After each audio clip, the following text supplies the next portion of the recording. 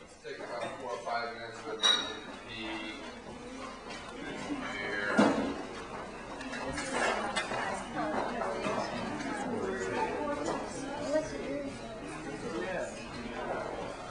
Good job.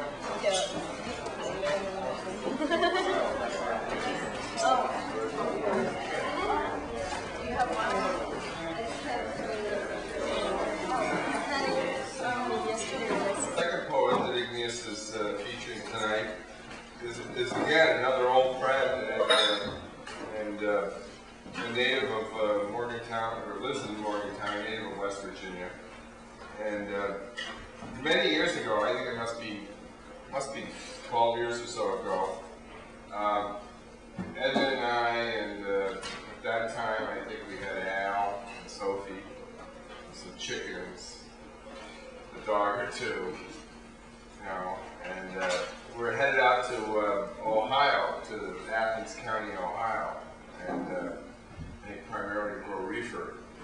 And Vincent Verini, an old friend of mine, said, "Well, listen, there's a poet out there, someone I know," and he showed me a review that Pete had written of Vincent's original edition of No Fish, and gave me his address, and we corresponded. We moved out there, and Pete and I corresponded for several years, and spoke on the phone and went through this and that and the other. And he was at that time the editor of the Unrealist magazine, and he asked for some poems, and I sent him some poems of mine, some poems of Bill's, and I think it was 1981 or so when we printed poems in the Unrealist.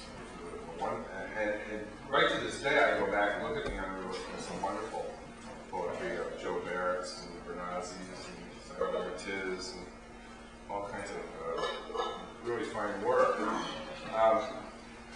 He came and visited us, I think in '81 in New Hampshire. Spent some time with us in New Hampshire, and we drove him up to Gloucester and said goodbye. And I really haven't seen him again since then, till tonight. And Pete has some he's the author of some really fine books out there, DC Images and Other Poems, Wages and Dreams. It had been several years since I heard from him, and I got a release from Old Martin's New Strings, a book that Pete did in conjunction with Bob Snyder here and the deceased Joe Barrett. It's a wonderful book. It was a book that I like the hell out of it. It represented a lot of things, but it was authentic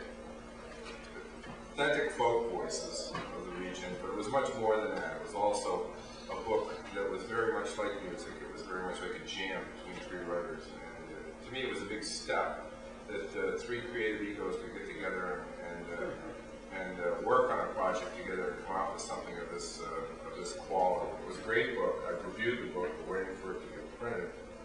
I bought a couple copies, and hence Pete and I are back in touch with each other.